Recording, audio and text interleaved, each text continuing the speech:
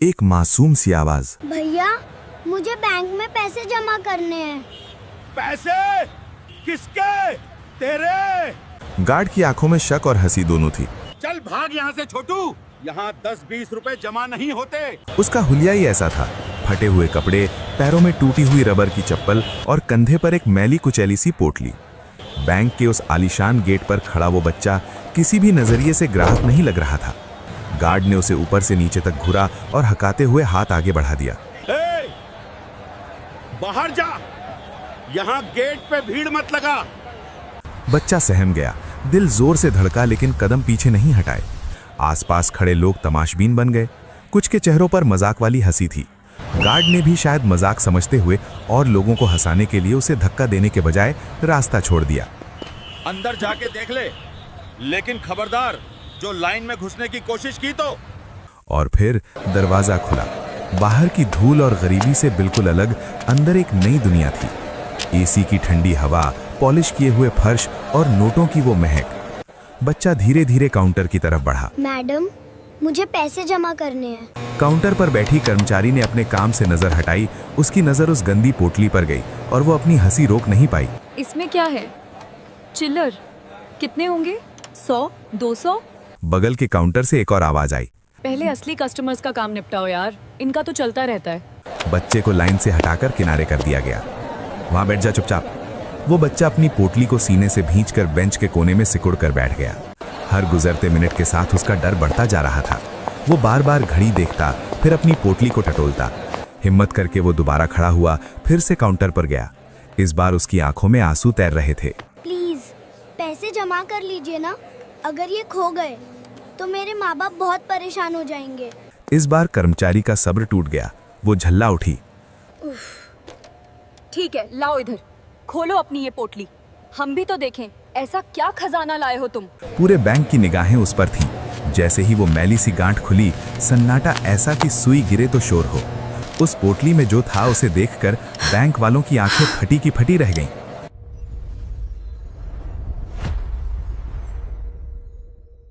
दोस्तों, जरा माहौल को महसूस कीजिए। सुबह के 11 बज रहे थे। बैंक के अंदर सब कुछ परफेक्ट था। महंगे सूट पहने बिजनेसमैन, अपनी जमा पूंजी सहेजने आए बुजुर्ग और होम लोन के सपने देखते युवा जोड़े। हर तरफ कामयाबी और पैसे की खनक थी। लेकिन वो बच्चा राजू, उसके पैर कांप रहे थे। वो पोटली सिर्फ कपड़े का टुकड़ा नहीं थी, उसमें शायद उसकी जिंदगी की सबसे कीमती चीज थी। 3 काउंटर थे, तीनों बिजी। पहले पर वीआईपी डीलिंग, दूसरे पर भारी भरकम ट्रांजैक्शन। राजू तीसरे काउंटर पर गया जहां प्रिया बैठी थी। प्रिया ने पहले तो उसे नोटिस ही नहीं किया। जब नजर पड़ी तो माथे पर शिकन आ गई। फटे हाल में एक भिखारी जैसा दिखने वाला बच्चा। पैसे जमा करने हैं? प्रिया के लहजे में हिकारत थी। उसने पोटली की तरफ ऐसे इशारा किया जैसे वो कोई कचरा हो। 100-200 रुपए के लिए हम मशीन नहीं रोकेंगे, जाओ यहाँ से। दूसरे काउंटर से ताना आया। प्रिया, ये बैंक है या अनाथालय? अगर कोई काम नहीं है तो इसे बाहर निकालो। ये लोग सिर्फ एसी की हवा खाने आते हैं और बदबू फैलाते हैं। बैंक में एक अनकहा नियम था, गरीबों के लिए यहाँ कोई इज्जत नहीं है, मानो गरीबी अपने आप में एक जुर्म हो। प्रिया ने वापस अपनी फाइलों में सिर गड़ा लिया। बोला ना, उधर बैठो, जब मेरा काम खत्म होगा तब देखेंगे। उपेक्षा, अपमान और अंतहीन इंतजार। राजू बेंच पर बैठा रहा। लोग आते रहे, जाते रहे। किसी ने उसे सहानुभूति से देखा तो किसी ने अपनी नाक सिकोड़ ली। एक बच्ची उसके पास आई तो उसकी माँ ने उसे झटके से खींच लिया। दूर रहो, ये गंदे लोग हैं। आधा घंटा, पौना घंटा, 1 घंटा बीत गया। प्रिया का काम खत्म ही नहीं हो रहा था। शिफ्ट बदल गई, नए लोग आ गए, लेकिन राजू अब भी अदृश्य था। उसका दिल जोर जोर से धड़क रहा था। सोचिए उस बच्चे के डर को। अगर किसी को पता चल गया कि उसके पास क्या है, अगर कोई बदमाश आ गया, अगर बैंक वालों की नीयत डोल गई। उसके पिता ने कहा था, बेटा घर पर रखना सेफ नहीं है, बैंक में पैसा सुरक्षित रहता है, बस सीधे जाना और जमा कर देना। लेकिन यहाँ तो सब उल्टा हो रहा था। राजू से अब रहा नहीं गया। वो कांपते हुए फिर खड़ा हुआ। मैं बहुत डर रहा हूँ, प्लीज जमा कर लीजिए। ये मेरी बहन की स्कूल फीस और उसकी जिंदगी के पैसे हैं। प्रिया ने झुंझलाते हुए पेन पटका। अरे मुसीबत है, खोलो खोलो इसे अभी। उसकी आवाज में अब भी मजाक था, लेकिन थोड़ी जिज्ञासा भी थी। और यही वो पल आया जिसने सबकी बोलती बंद कर दी। पोटली खुली, अंदर से निकले कड़कड़ाते बिल्कुल नए 500-500 के नोटों के बंडल। एक नहीं, दो नहीं, पूरे 20 बंडल। ये कोई भीख के पैसे नहीं थे, ये 10 लाख रुपए नकद थे। प्रिया की सांस हलक में अटक गई। आसपास काम कर रहे लोग अपनी कुर्सियों से खड़े हो गए। सन्नाटा छा गया। प्रिया ने कांपते हाथों से गिनना शुरू किया। 50,000, 1 लाख, 5 लाख, 10 लाख। पूरे बैंक में खुसर फुसर शुरू हो गई। इस भिखारी जैसे दिखने वाले बच्चे के पास 10 लाख? जरूर चोरी के होंगे। कहाँ से मारा होगा इसने? गरीबों के पास इतनी रकम कहाँ से आती है? अब हंसी गायब थी। उसकी जगह ले ली थी शक ने, वो गहरा जहरीला शक जो हमारा समाज अक्सर गरीबों पर करता है। मैनेजर को बुलाओ अभी। श्रीमती शर्मा, बैंक मैनेजर, अपनी केबिन से बाहर आईं। क्या तमाशा है? मैडम, इस बच्चे के पास 10 लाख कैश है। श्रीमती शर्मा की आंखें फैल गईं। उन्होंने राजू के फटे कपड़ों को देखा, फिर नोटों के ढेर को। फैसला उसी पल हो गया। सच सच बता, कहाँ से चुराए ये पैसे? किसके घर में डाका डाला है? या तेरे माँ बाप ने कोई गैर कानूनी काम किया है? राजू का चेहरा सफेद पड़ गया। नहीं मैडम, ये मेरे। लेकिन उसकी सुनने वाला कोई नहीं था। श्रीमती शर्मा ने तुरंत फोन घुमाया। पुलिस को भेजिए, एक चोर पकड़ा गया है। पुलिस आई, 2 हवलदार आए, वो भी जल्दबाजी में। उन्होंने आव देखा न ताव, राजू की बाह मरोड़ी। चल थाने, वहां तोते की तरह बोलेगा तू। एक पल में राजू ग्राहक से मुजरिम बन गया। लोग वीडियो बना रहे थे, हंस रहे थे। देखा, शक्ल से ही चोर लगता था। राजू रोता रहा, गिड़गिड़ाता रहा। मैंने चोरी नहीं की, ये मेरे पापा ने खेत बेचकर। लेकिन उसकी आवाज नक्कार खाने में तूती की तरह दब गई। पैसों को सबूत मानकर जब्त कर लिया गया और राजू को जीप में ठूस दिया गया। बैंक में फिर से शांति हो गई, मानो कुछ हुआ ही ना हो। अन्याय की ये सिर्फ शुरुआत थी। थाने का मंजर और भी खौफनाक था। थानेदार सिंह, एक कड़क और बेरहम आदमी, जिसे सच से ज्यादा अपना केस फाइल बंद करने की जल्दी थी। सच बता, किस एटीएम को तोड़ा, किस सेट को लूटा? राजू सुबक रहा था। मैंने कुछ नहीं किया, ये मेरे दादाजी की जमीन थी। शहर बढ़ गया तो कीमत बढ़ गई। पापा ने खेत का आधा हिस्सा बेचा है मेरी बहन की पढ़ाई के लिए। थानेदार जोर से हंसा।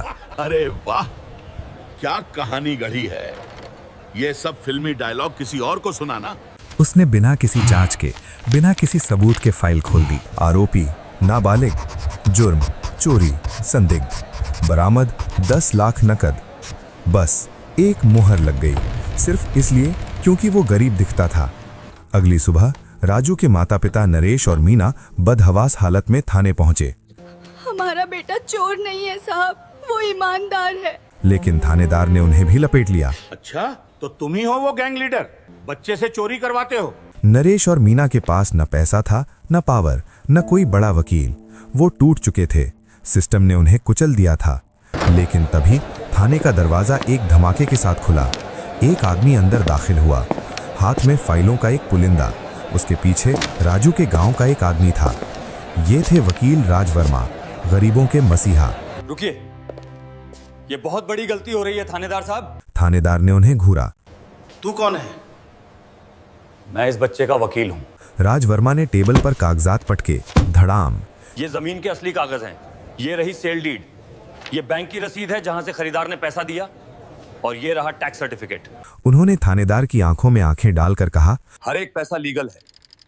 इनके दादा की पुश्तैनी जमीन जो अब शहर की सीमा में आ गई है, उसे 20 लाख में बेचा गया है। 10 लाख नकद, बाकी चेक। ये चोरी का माल नहीं, इनकी मेहनत और विरासत की कमाई है। थानेदार की बोलती बंद हो गई। वकील राज वर्मा अब अपने रौद्र रूप में थे। सुनिए इंस्पेक्टर, बिना किसी एफआईआर, बिना किसी वारंट, सिर्फ उसके कपड़े देखकर आपने तय कर लिया कि वो चोर है। ये सिर्फ गलती नहीं है, ये वर्दी का और कानून का अपमान है। मैं आपको अभी बता रहा हूं, अगर ये बच्चा अगले 5 मिनट में इज्जत के साथ रिहा नहीं हुआ तो मैं सीधा हाई कोर्ट जाऊंगा। रॉन्गफुल कन्फाइनमेंट और मानहानि का ऐसा केस ठोकूंगा कि आपकी नौकरी और इस बैंक का लाइसेंस दोनों खतरे में पड़ जाएंगे। थानेदार सिंह का पसीना छूट गया। उसे अपनी गलती का एहसास हो चुका था। वो जानता था कि वो फंस गया है। कुछ ही देर बाद राजू बाहर आया। उसके माँ बाप ने उसे गले लगा लिया। आंसू थे, लेकिन अब वो राहत के थे। लेकिन कहानी यहाँ खत्म नहीं हुई। असली बदलाव अभी बाकी था।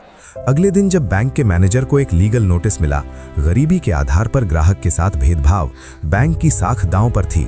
हेड ऑफिस से तुरंत ऑर्डर आए, अगली सुबह जब राजू अपने माता पिता और वकील के साथ बैंक पहुंचा तो नज़ारा बदला हुआ था। वही मैनेजर श्रीमती शर्मा जो कल उसे चोर कह रही थीं, आज हाथ जोड़े खड़ी थीं। बेटा, हमें माफ कर दो, हमसे बहुत बड़ी भूल हुई। हमने इंसान को नहीं, उसके लिबास को देखा। प्रिया वो कैशियर अपनी नजरें नहीं उठा पा रही थीं। मुझे माफ कर देना राजू, मैंने तुम्हें जज किया, मैं शर्मिंदा हूँ। राजू ने कुछ नहीं कहा, बस धीरे से सिर हिला दिया। उसकी खामोशी ने सबसे ज्यादा शोर मचाया। उसका खाता खोला गया और इस बार उसे वीआईपी ट्रीटमेंट मिला। 10 लाख जमा हुए, उसे पासबुक, एटीएम कार्ड और ऑनलाइन बैंकिंग किट दी गई। सीनियर मैनेजर ने खुद उसे एक छोटा सा तोहफा दिया, एक पिग्गी बैंक जिस पर लिखा था, ईमानदारी ही असली दौलत है। कुछ महीनों बाद अगर आप उस बैंक में जाते तो आपको रिसेप्शन पर एक बड़ा सा बोर्ड दिखाई देता। उस पर राजू की एक मुस्कुराती हुई तस्वीर थी और नीचे लिखा था, इंसान की परख उसके कपड़ों से नहीं, उसके किरदार से होती है। यहाँ हर ग्राहक हमारे लिए वीआईपी है। बैंक ने अपने हर कर्मचारी के लिए सेंसिटिविटी ट्रेनिंग अनिवार्य कर दी। राजू की वो घटना एक नज़ीर बन गई। दोस्तों, ड्राउन ट्रूथ चैनल पर हम सिर्फ कहानियां नहीं सुनाते, हम आईना दिखाते हैं।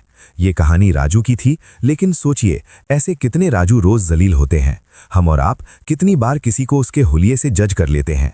याद रखिए, पैसा बैंक में जमा होता है, लेकिन इंसानियत दिल में। अगर इस कहानी ने आपके दिल को छू लिया है तो इसे शेयर जरूर करें। शायद आपकी एक शेयर से किसी और का नजरिया बदल जाए। क्योंकि असली अमीर वो नहीं जिसकी जेब भारी हो, बल्कि वो है जिसका दिल बड़ा हो। ड्राउन ट्रूथ को सब्सक्राइब करना ना भूलें। हम फिर मिलेंगे एक और कड़वी लेकिन जरूरी सच्चाई के साथ।